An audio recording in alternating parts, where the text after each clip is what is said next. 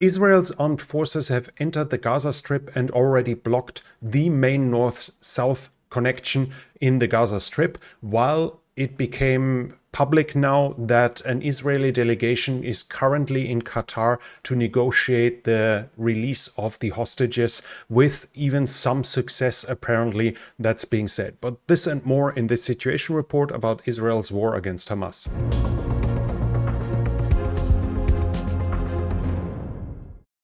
Yesterday, Hamas managed to enter the Eretz checkpoint here through an assault tunnel and surprised the Israeli forces, according to the reports. The result of this attack is unclear. It seems to be clear that Hamas fighters actually entered the Eretz checkpoint, attacked Israeli soldiers with assault rifles and the vehicles with armor-piercing weaponry, but whatever happened after that is not really known as of now. At least I don't have a conclusive answer to it yet. Hezbollah media close to Hezbollah claimed that several Israelis were killed, whereas the Israelis say that they killed several of the attackers and wounded others. So as of now, it's unclear. But what we do know is that Hamas was using one of their assault tunnels in this attack. The Israelis have now entered the Gaza Strip at several locations in the north, as well as in the center and at several parts in the town. In the north, they entered towards Beit Hanun. Here in the center, they have reached the main north-south crossing, while in the north, they, with fire support from ashore from Israeli ships, they advanced several kilometers towards the south along the shore, destroying several positions, as they claim, by Hamas. From them reaching this road here, there's a video clip actually showing it, and it shows us a car that is driving towards the Israeli blockage, where a tank can be identified here. The car tries to turn around and then is being fired upon by the Israeli tank. I probably better stop it here before YouTube gets too angry about me, but the fact is that this is all we see in this context. The problem here is that you already have claims that this is proof of an Israeli war crime, which says more about the person claiming it than about the actual event.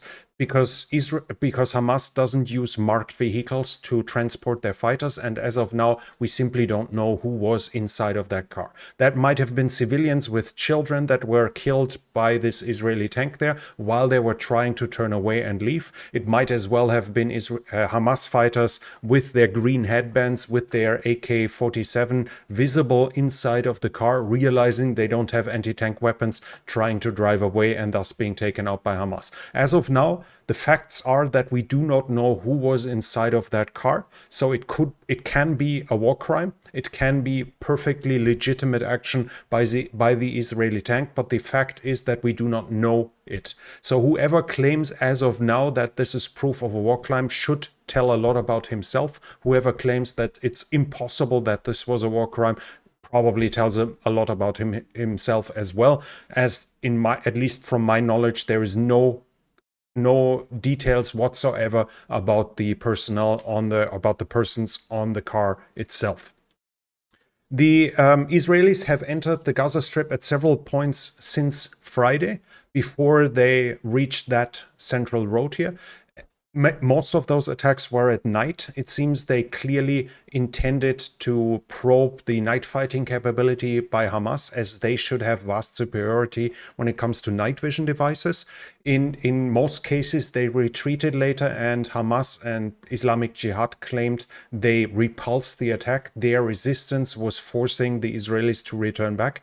It's unclear to which degree this is true. We know that Hamas used anti-tank guided missiles, so they did damage to some Israeli equipment, but whether this led them to be repulsed or whether it was just intended as Israeli reconnaissance attacks is unknown as of now.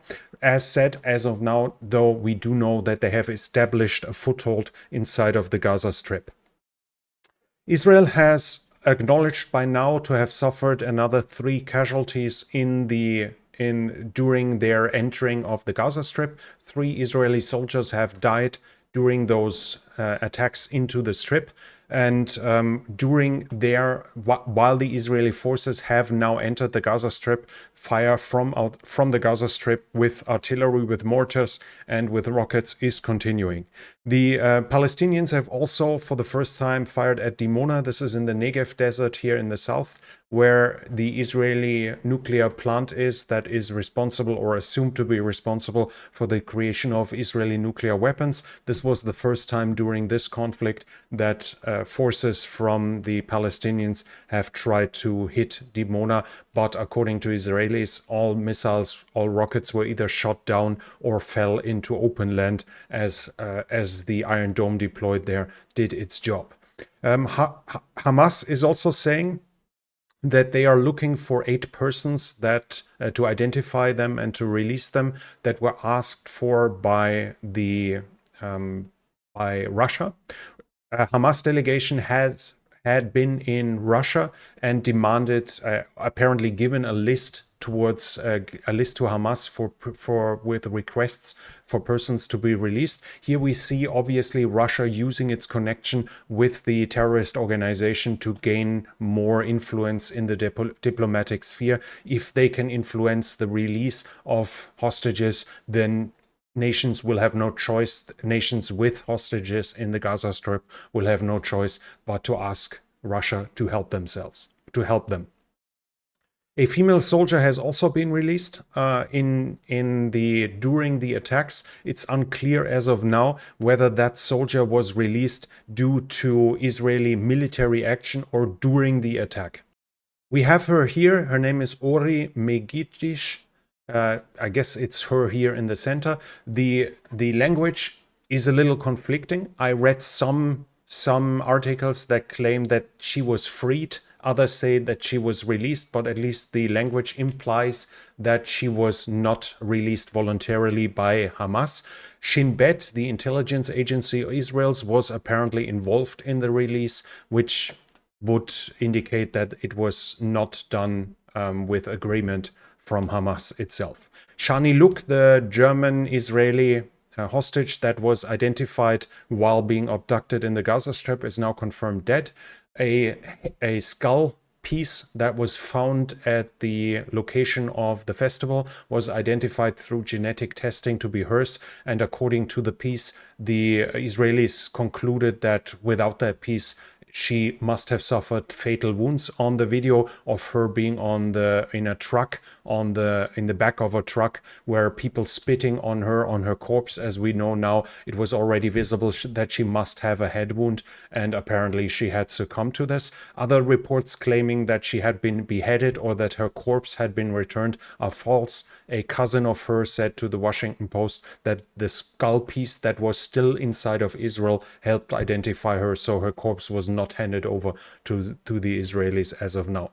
They also report that by now 150 trucks have crossed into the Gaza Strip through Rafah, through the Egypt border checkpoint, with aid into the Gaza Strip, so humanitarian aid is now arriving.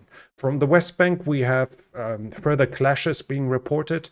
The IED attacks against Israelis are gaining steam. There are more and more IED attacks happening, as well as armed clashes with firearms, and several attacks on Israeli settlements in the West Bank are also being reported.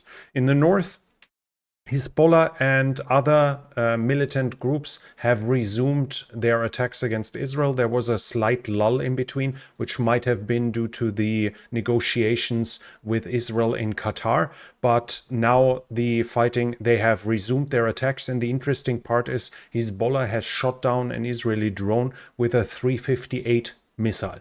Now, the 358 missile, I've never heard of that before, and it's actually a loitering surface-to-air missile. I think it should be the only one in the world. We can see an article here by the Drive by it. So apparently it's launched with a solid fuel rocket booster, and once it's in the air, an air-breathing engine, likely a turbine engine, makes it move, and probably in a lazy 8 pattern, it circles around until its infrared sensor sees a target to attack that. I've never heard of anything like this, but it seems to be that Hezbollah not only received them, but actually successfully used it to shoot down a Israeli drone. Israel has also started bombing runs in Syria on several positions of the Syrian armed forces. They have been attacked after shelling of Israel started from those positions. At least that's what the Israelis have told us. Iran is still insisting that the attacks by its proxies are in no connection to them whatsoever, though those attacks are continuing daily, both in Syria as well as in Iraq on US positions. And the Iranian foreign minister has said continued support of Israel by the US will lead to the creation of new fronts, basically threatening the US should they continue to support Israel in this ongoing fight.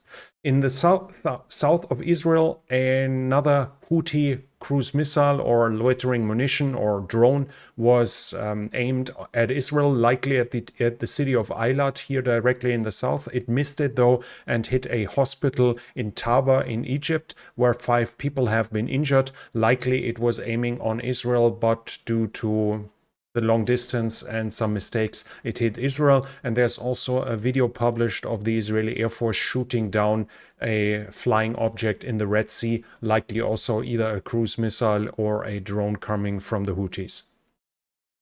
Internationally, we have the mentioned visit from Hamas in Moscow.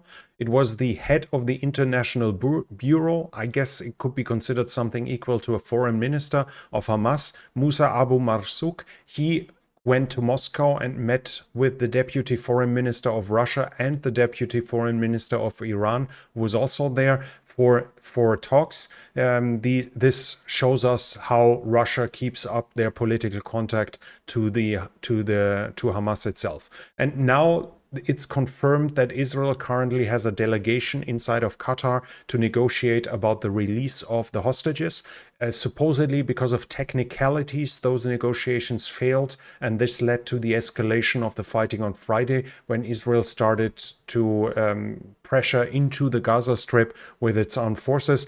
But according at least to what I read, the Israelis seem to be fairly confident that those negotiations will lead to something, even though we have here at the same time the insistence that the only way for this to end with Hamas is either they capitulate or they are destroyed. So what Israel is offering in return for those negotiations, as of now at least, is completely unknown. But as said, the claims that are from supposedly well-informed positions are that the negotiations generally are going well.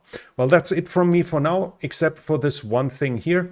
I still have a video that's being handed around from a corpse inside of Israel that was on CNN, and as you can see, the corpse is starting to move itself, so I guess it's the Holy Land, and we see a resurrection. Obviously, the accusation is that it's Palivut, the joke name for Palestinians doing dramatic scenes for the international public. If you look into the Gaza Strip, you will see that, for instance, at hospitals, the number of journalists, of people with cameras, is at least equal to the medical personnel. And we need to remember that Hamas is controlling the health ministry, which gives the numbers that everyone is usually using without even asking to verify them. That doesn't mean that civilians aren't dying in the Gaza Strip. That doesn't mean that the losses are now significant, that hundreds, probably thousands have died. It just means that the numbers that are claimed from the Gaza Strip are not verified, and they are in connection with a terrorist organization that knows it can create Israel and Jew hate by claiming higher losses, and that knows that the higher the losses, the bigger the political pressure towards Israel to stop its operation, which can save Hamas's position inside of the Gaza Strip. So this is something we need to keep in mind when we talk about the victims inside of Gaza. And obviously, while not everyone being killed there will be a terrorist, some of them, or a lot of them, probably are. They are still innocent people dying inside of the Gaza Strip, and this is not denying it. It's just reminding the audience that the numbers that are reported from the Gaza Strip are coming from an extremely biased source, basically from a participant of the active war who knows that the higher the number, the better it is for itself, when at least when it comes to what is proclaimed. Anyways, that's it from me for now. If you like this report, please give it a thumbs up. It really helps with the algorithm. Leave a comment. What do you think what Israel could offer Hamas for the release of hostages? I personally don't really know what is supposed to be offered them, so your input could be really interesting. And if you're new here, I would like to invite you to subscribe to the channel and hit the bell icon so you don't miss future videos. This channel is only possible because of the support of viewers like you. If you'd like to support the channel, you can do so by the means in the description. Thank you very much to everyone already supporting this channel, and that's it from me for now. Thank you for watching, and I'll be back.